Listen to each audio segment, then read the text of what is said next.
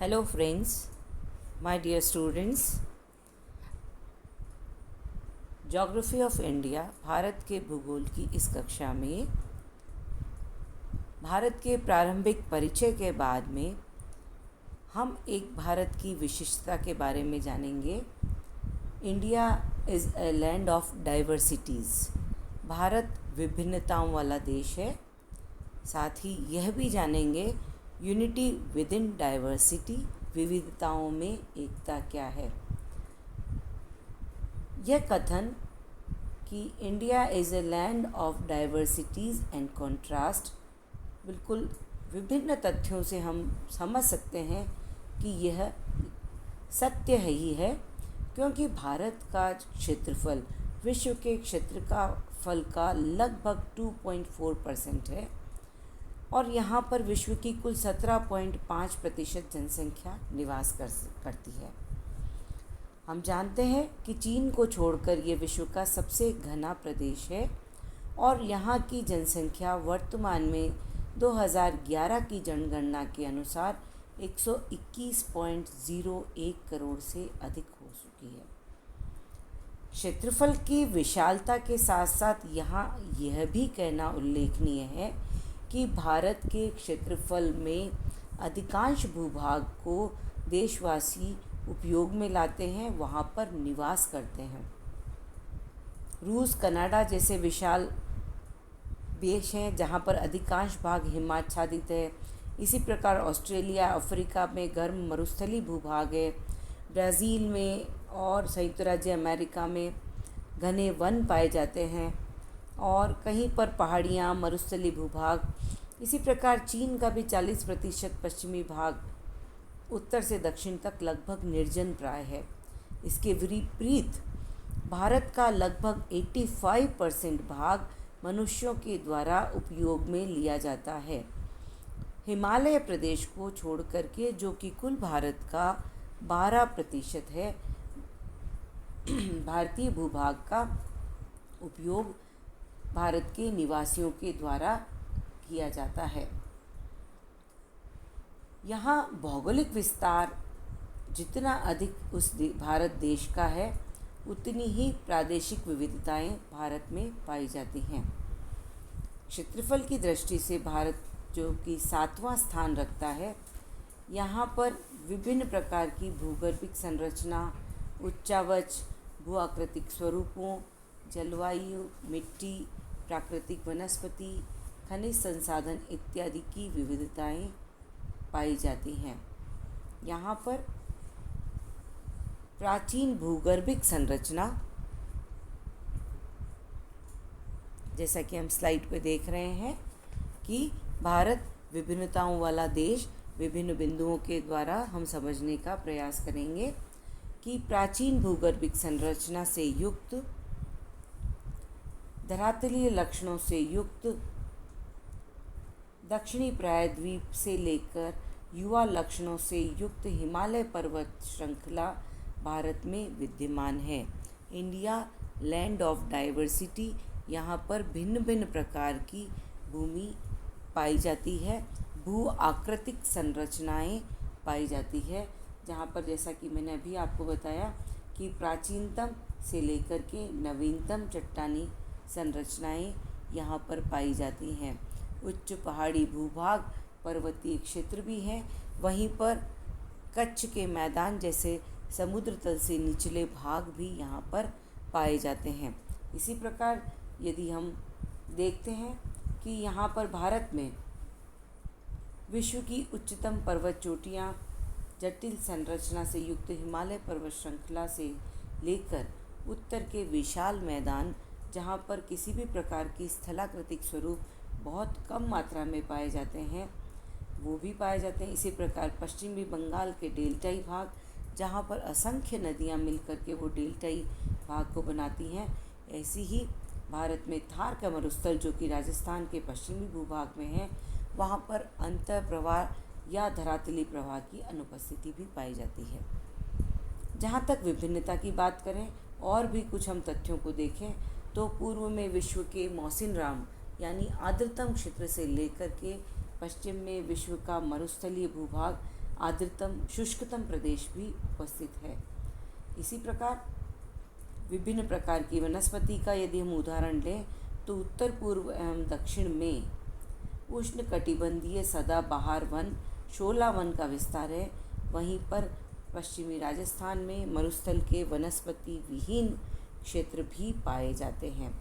इस प्रकार प्राकृतिक पर्यावरण में विविधता के लिए उत्तरदायी इन सभी कारकों के भिन्न भिन्न सहयोगों से मनुष्य और पर्यावरण की दीर्घकालिक अंतर क्रिया के परिणाम स्वरूप भारत में विभिन्न प्रकार के सामाजिक सांस्कृतिक स्वरूपों का निर्माण हुआ है और जिसको हम आगे जाकर के समझने का प्रयास करेंगे।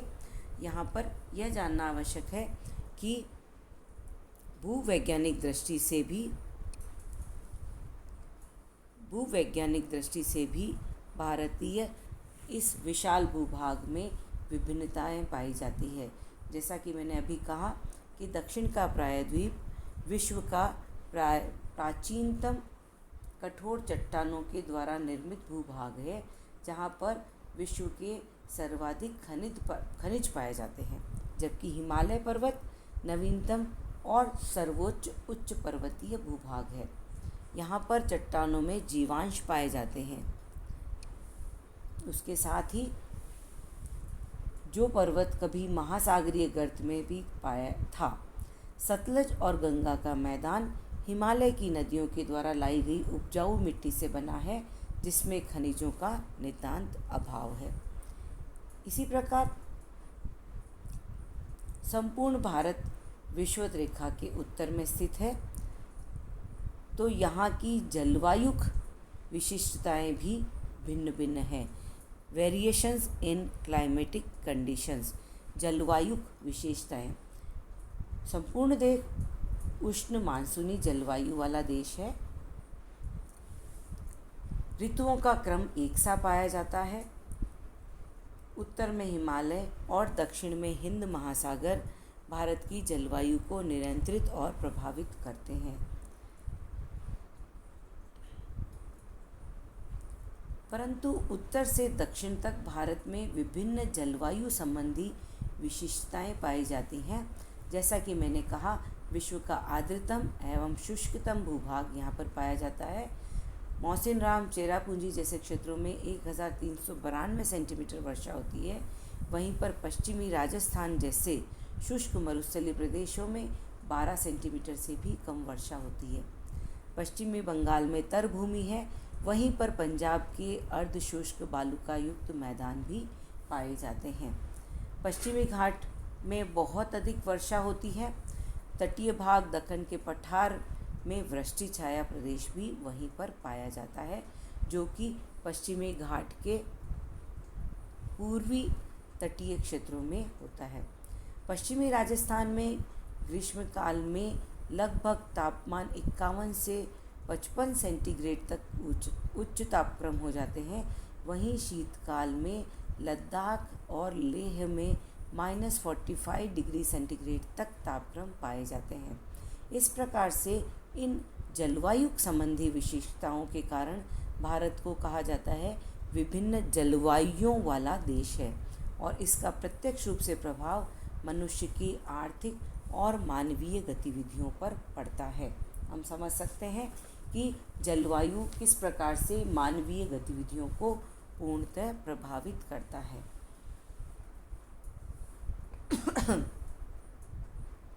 यहाँ हम कुछ बिंदुओं को समझें कि cultural blending, migration of people for trade and travel, long colonial history, Bharat का दीर्घ औपनिवेशिक इतिहास। इसी प्रकार से व्यापार के लिए लोगों का एक देश से दूसरे देश में जाना, और इसी के साथ में कल्चरल ब्लेंडिंग को भी हम समझने का प्रयास करेंगे।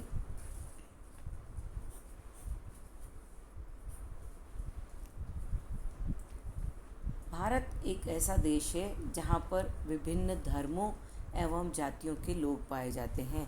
यहाँ हम बात कर रहे हैं रिलीजियस प्लूरलिज्म की, कि भारत में विभिन्न धर्म के लोग पाए जाते हैं और विभिन्न प्रकार के धर्मों में पारसी, ईसाई, हिंदू, सिख, मुस्लिम, यहूदी, जैन सभी प्रकार की जनजातियाँ पाई जाती है। अगर लैंग्वेज की बात करें तो लिंग्विस्टिक डाइवर्सिटी भी यहाँ पर पाई जाती है। हर प्रति 50 किलोमीटर के अंदर यहाँ पर रहन सहन, रीति रिवाज में अंतर आ जाता है। लगभग 225 डायलेक्ट्स बोलियाँ यहाँ पर बोली जाती हैं।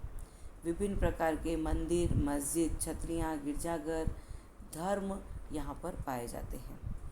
यदि हम संस्कृति की बात करें, कल्चरल ब्लेंडिंग की बात करें, तो हम पाएंगे कि भारत में प्राचीनतम वैदिक संस्कृति विश्व की यहाँ पर पाई जाती है और सिंधु घाटी की सभ्यता और गंगा और ब्रह्मपुत्र की सभ्यता में विश्व की सबसे प्राचीनतम सभ्यता का पालनाघर जिसे कहा जा सकता है यहाँ पर पाया जाता है। जिस समय विश्व के आधुनिक महादेश असभ्य और बर्बर थे, उस समय भारत विश्व का गुरु था और यहाँ सभ्यता का विकास पूर्णतः हो चुका था। व्यापारी यहाँ पर विभिन्न ट्रेड और ट्रैवलिंग किया करते थे और विश्व के दूरस्थ स्थानों पर जाकर के माल को बेचा करते थे। पूर्वी एशिया के सभी देशों में इसका प्रभाव आज भी देखने को मिलता है। तो विभिन्न जातियों वाला देश, लिंग्विस्टिक डाइवर्सिटी, विभिन्न धर्मों वाला देश और लोगों के आसपास जाने और कल्चरल ब्लेंडिंग जैसी बातों को हम यहाँ पर समझने का प्रयास करेंगे। इसीलिए भारत को यूरोपीय विद्वानों ने उपमहाद्वीप भी कहा है। वस्तुतः क्योंकि भारत का क्षेत्रफल बहुत अधिक बड़ा है, जनसंख्या यहाँ पर बहुत अधिक पाई जाती है। जनसंख्या के साथ साथ यहाँ पर विभिन्न प्रकार की भाषाएं और धर्म भी प्रचलित हैं। भारत और पाकिस्तान के संपूर्ण स्थलीय भाग में ऐसी प्राकृतिक सीमा है जिसके कारण प्राचीन काल से ही इसका संपर्क उत्तरी देशों के स्थलीय भागों से कम हो पाया, क्योंकि ऊपर की तरफ पामीर का पठार है। एशियाई देशों के साथ भी भारत के भौगोलिक परिस्थितियों के कारण संबंधों में अवरोध रहा है। पर्वत, पठार, नदियाँ, बीहड़ क्षेत्र, इस प्रकार से भारत के अंतर्गत दक्षिणी भाग में समुद्री कारण विभिन्न प्रकार की भाषाएं और बोलियां, रहन सहन, इन सब में भी अंतर पाया जाता है। उपनिवेशवादी ब्रिटिश भूगोलवेत्ताओं ने कभी भी राजनीतिक एकता को स्वीकार नहीं किया। उन्होंने उत्तरी भारत आर्यावर्त और दक्षिणी भारत दक्षिणीपथ जो कहलाता था, इन दोनों को ही विभिन्न संस्कृति और विरोधी धर्मों के रूप में विकसित किया। भारत की इस सांस्कृतिक विविधता में यदि हम संक्षिप्त में देखना चाहें तो यह विविधता का प्रमुख कारण, इस सांस्कृतिक विविधता का प्रमुख कारण जो रहा है कि दक्षिण क्षेत्र की लंबी समुद्री तट रेखा के कारण समुद्र पार से पोर्चुगीज़, डच, ब्रिटिश लोगों के कारण समुद्र पार के लोगों के साथ भारत के लोगों का संपर्क हुआ था। इसी प्रकार उत्तरी पश्चिमी भारत के भाग में जहाँ पर पर्वतीय क्षेत्र है, हिमालय से पार करके दर्रों से आने वाली आक्रांताएं, विभिन्न मुगल्स और भी अलग आक्रांतकारी शासकों ने यहाँ पर भारत में प्रवेश किया, जो कि खैबर एवं बोलन के दर्रे के द्वारा इस प्रकार विभिन्न दर्रों और पासेस के माध्यम से भारत में उनका आवागमन हुआ। उत्तरी पूर्वी क्षेत्र में भी हिमालय प्रदेश और घाटियों में मंगोलों के द्वारा भारत में आवागमन हुआ है और बाहर के आए इन लोगों के कारण भी भारत में विभिन्न संस्कृतियों का जन्म हुआ। भारत के लोगों के रहन सहन, रीति रिवाजों में बाहरी विभिन्नताएं हमें दिखाई देने लगी। वस्तुतः अगले अध्याय में हम पढ़ने का प्रयास करेंगे और समझेंगे कि ये विभिन्नताएं जो हमें दिखाई देती हैं वे सब बाहरी हैं, वस्तुतः सब पूर्णतः भारतीय हैं। भारत में विभिन्न कालों में विभिन्न प्रदेशों में कृषक समुदायों ने भी प्रादेशिक पहचान बनाई और उन्होंने कृषक समाज की ऐतिहासिक प्रदेश परंपरा ने भी विभिन्न प्रदेशों के निर्माण की प्रक्रिया को तीव्र किया। इस प्रकार यह कथन सत्य ही कहा जा सकता है कि भारत जैसे विशाल क्षेत्र वाले देश में प्राकृतिक दशाओं, जलवायु, वनस्पति, निवासियों के रंग रूप, बोलचाल, खान पान, रीति रिवाज में अंतर पाया जाना स्वाभाविक है। विस्तृत मैदान, ऊबड़ खाबड़ क्षेत्र, जलविहीन मरुस्थलीय क्षेत्र, अधिक दलदली क्षेत्र, ये सब भारत की विशेषताएं हैं। परंतु इन सब विभिन्नताओं के होते हुए भी भारत में एक विशेष रूप प्रकार की समरूपी एवं समन्वित संस्कृति पाई जाती है, जिसके लिए हम देखेंगे यूनिटी विद इन डाइवर्सिटीज़। किस प्रकार से भारत के अंतर ऐसे तत्व पाए जाते हैं जो विविधता में एकता का सूत्रपात करते हैं। जितनी सांस्कृतिक और सामाजिक विविधताएं हम देखते हैं वो भारत की विविधता में एकता की संस्कृति की पहचान है। ये सभी विविधताएं आपस में विरोधाभासी दिखाई देती हैं, परंतु ये सभी एक दूसरे के मूल्य पर विकसित न होकर के एक दूसरे के साथ सह संबंधों के साथ जुड़ी हुई है, अर्थात एक को सहारा देकर के दूसरी विशिष्टता विकसित हुई है। इस प्रकार भारत में ये जितनी भी प्रादेशिक विषमताएं हैं वो एक दूसरे से जुड़ी हुई हैं, समन्वित हैं।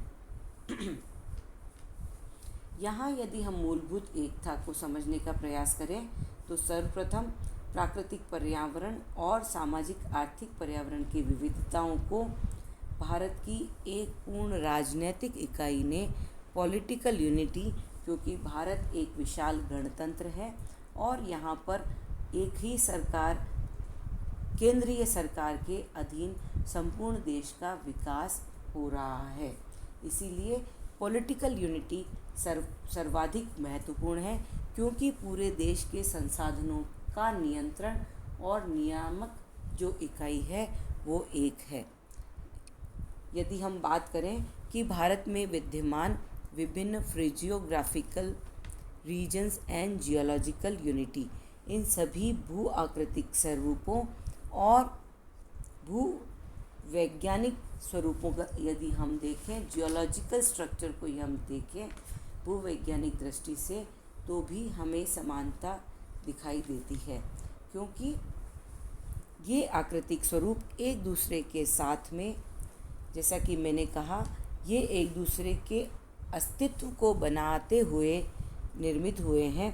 उत्तर का विशाल मैदानी भूभाग और दक्षिण में प्रायद्वीपीय पठार, ये दोनों ही भूभाग मध्यवर्तीय मैदानी भूभाग का निर्माण करते हैं, जिसे कि भारत का विशाल मैदान कहा जाता है। इस विशाल मैदान के निर्माण में हिमालयन नदियों का योगदान है। वहीं पर प्रायद्वीपीय पठार से निकलने वाली नदियाँ भी गंगा यमुना के उत्तरी मैदानी तंत्र में आकर के मिलती हैं। तो इस प्रकार से संरचना की दृष्टि से भी ये भू आकृति प्रदेश एक दूसरे के पूरक कहे जा सकते हैं। मानसूनी जलवायु एक ऐसा विशिष्ट भारतीय जलवायु का तत्व है जो कि संपूर्ण भारत की जलवायु को एकाकार करने का प्रयास करता है, क्योंकि मानसून संपूर्ण देश में मानव एवं पर्यावरण के बीच होने वाली अंतःक्रिया को समरूपता प्रदान करता है और पूरे देश को एक कड़ी में बांधता है। भारत की संपूर्ण जलवायु उष्णकटिबंधीय मानसूनी जलवायु वाला देश है, जहाँ पूरे देश में 6 ऋतुओं का क्रम पाया जाता है। समेत पूरे भारत पर मानसून का प्रभाव समान रहता है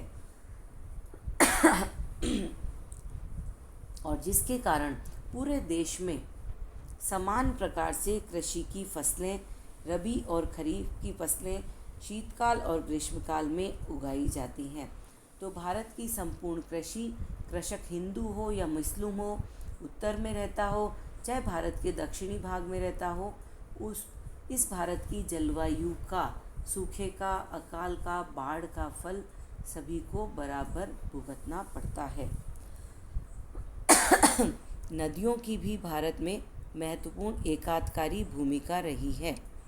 भारतीय नदियाँ, जैसे कि मैं आपने बताया मैंने कि संपूर्ण भारत को एक कड़ी में बांधने वाली नदियाँ हैं। उत्तरी हिमालयन क्षेत्र से निकलने वाली नदियाँ भारत के महान गंगा ब्रह्मपुत्र के मैदान का निर्माण करती है, जिसे भारत का ब्रेड बास्केट भी कहा जाता है। और दक्षिण भारत की नदियाँ भी उसी मैदानी भूभाग का निर्माण करती हैं। ये नदियाँ उत्तर से लेकर के दक्षिण तक पूरे भारत को एक कड़ी के अंदर जोड़े हुए हैं। यदि हम बात करें भारत में सामाजिक एवं सांस्कृतिक गुणों की, तो हम देखेंगे कि रिलीजियस इंटीग्रेशन, सोशल एवं कल्चरल कस्टम्स, भारत में धार्मिक एकता, सामाजिक एकता और सांस्कृतिक एकता, जो रीति रिवाज, जो सांस्कृतिक मिलन की ऐसी अवस्था भारत में पाई जाती है, वो एक दीर्घकाल की प्रक्रिया के द्वारा जन्म हुई है। और इसमें सबसे अधिक महत्वपूर्ण योगदान जो हम कहना चाहिए कि भारत में विभिन्न धर्मों के जो संत हैं, उन्होंने पूरे भारत को एक देश में बांटने का प्रयास किया है। यहाँ महत्वपूर्ण ये है कि बुद्ध, तुलसी, नानक, कबीर, शंकराचार्य जैसे धर्मों के संतों ने अलग अलग भाषाओं में विचार व्यक्त किए, परंतु इनके संदेश में मूल में एक ही संदेश था कि मानव जाति की एकता और भाईचारे का संदेश। इसीलिए भारत विश्व गुरु के रूप में स्थापित हो पाया। यहाँ पर हिंदू धर्म और मुस्लिम धर्म, इस्लाम, इन सब की विविध परंपराओं का एक दूसरे में जटिल रूप से गुथा हुआ ताना बाना हमें देखने को मिलता है। और भी अगर हम देखें तो भारत के चारों धाम हैं, उसमें भी सांस्कृतिक और राष्ट्रीय एकता का दर्शन दिखाई देता है कि दक्षिण में रामेश्वरम, उत्तर में बद्रीनाथ, केदारनाथ, पश्चिम में द्वारका और पूर्व में जगन्नाथपुरी, ये सब चारों धाम। और यहाँ पर भी जो एक प्रक्रिया है कि उत्तरी भारत के पुजारी दक्षिणी भारत में और दक्षिणी भारत के पुजारी को उत्तरी भारत के बद्रीनाथ, केदारनाथ में अधिकार प्राप्त हैं और वहाँ पर पूजा अर्चना करते हैं। इस प्रकार भारत में हिंदू धर्म में तो ये भी माना जाता है कि प्रत्येक भारतीय अपने जीवन काल में जब तक इन चारों धामों की यात्रा नहीं करता तब तक उसे मोक्ष प्राप्ति नहीं मिलती। इस प्रकार यहाँ के निवासियों का दृष्टिकोण सदैव ही आध्यात्मिक और दार्शनिक रहा और विचार स्वातंत्र्य के कारण ही पूरे देश में कभी भी विभिन्न विचारधाराएं तो दिखाई देती हैं, परंतु यहाँ पर इस महान देश में एक प्रकार की एकात्मकता भी दिखाई देती है। रूस, कनाडा, संयुक्त राज्य अमेरिका, ब्राज़ील, चीन जैसे विविधताओं से युक्त जो देश हैं, उन सब देशों में भारत एक ऐसा देश है जहाँ पर प्राचीन काल से वर्तमान काल तक एक सर्वव्यापी एकता हमें दिखाई देती है, जिसे हिंदुस्तान के नाम से जाना जाता है, जिसे यूरोपीय लोगों ने इसे भले उपमहाद्वीप कहा हो, परंतु हम जानते हैं कि यह एक राष्ट्र है और यहाँ पर सदैव एक समन्वयकारी चिंतन प्रबल रहा है। और यहाँ का एक विशिष्ट लक्षण रहा है कि यह भारत देश, जो कि हिंदुस्तान के नाम से जाना जाता है, यह एक एकात्मकारी देश है। यहाँ पर एक मूलभूत संस्कृति की एकता पाई जाती है। बाहर से यह भिन्न भिन्न दिखाई जाता है, परंतु भीतर से यह एकता लिए हुए हैं, क्योंकि यहाँ पर जैसा कि रविंद्रनाथ टैगोर ने भी अपनी कविता में कहा कि यहाँ आर्य भी है, अनार्य भी है, द्रविड़ और चीनी लोग भी है, शक, हूण, मंगल, मुगल, पठान और न जाने कितने ही जातियों के लोग यहाँ आए, परंतु इस देश के अंतर्गत वो आकर के मिल गए, तल्लीन हो गए।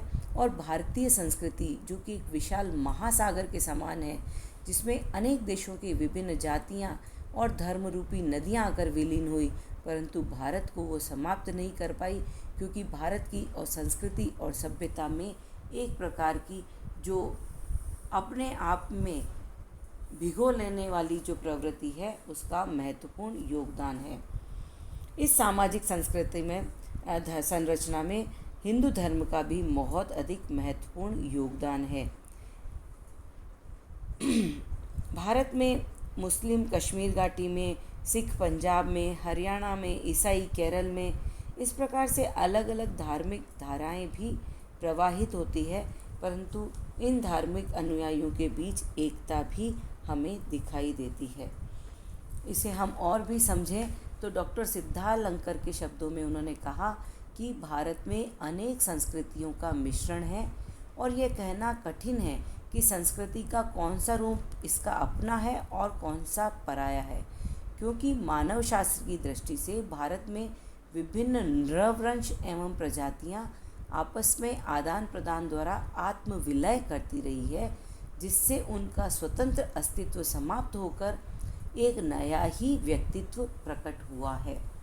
अंत में यदि हम लेना चाहें और इकोनॉमिक डिपेंडेंसी को यदि हम समझें कि भारत की जो अर्थव्यवस्था है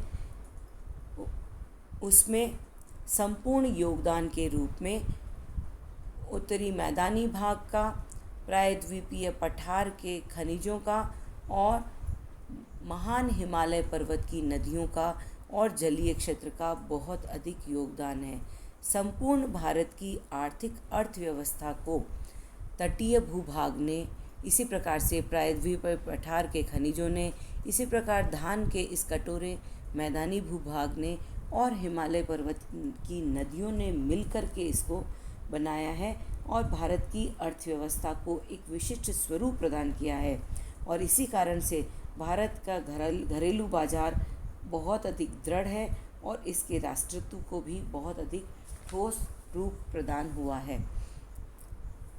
भारत के संपूर्ण संसाधनों का उपयोग भारत की गणतंत्रात्मक सरकार के द्वारा विभिन्न स्थानों पर जिस ग्लोबलाइजेशन के युग में किया जाता है और विभिन्न औद्योगिक क्षेत्रों का विकास भारत में इसी कारण से हो पाया है। यहाँ मैं फिर कहना चाहूँगी कि भारत जैसे विशाल देश में भौतिक संरचना, वनस्पति, जलवायु में अंतर है। वहाँ एक प्रदेश से दूसरे प्रदेश के उत्पादन, मानव के रहन सहन, वेशभूषा, रीति रिवाज, वहाँ की संस्कृति में अंतर है। यह एक बहुत बड़ा देश है जिसे कहा जा सकता है कि जादू की पिटारी है, रंग बिरंगे पशु पक्षियों का पिंजड़ा है, प्रकृति और पुरुषों का अजायब घर है, जिसकी समता विश्व के किसी अन्य देश से करना संभव नहीं है। हम भारतीय इसे एक अखंड भौगोलिक इकाई के रूप में जानते हैं, जिस भौगोलिक इकाई में पश्चिम से आने वाले आक्रमणकारी भी अपनी संस्कृति को भूल करके भारतीय संस्कृति में आत्मसात हो गए। इसी प्रकार मुस्लिम, सिख इकाई, बंगाली सभी लोग भारतीय भूमि के इस पवित्र मातृभूमि पर हम सभी को गर्व है। धन्यवाद।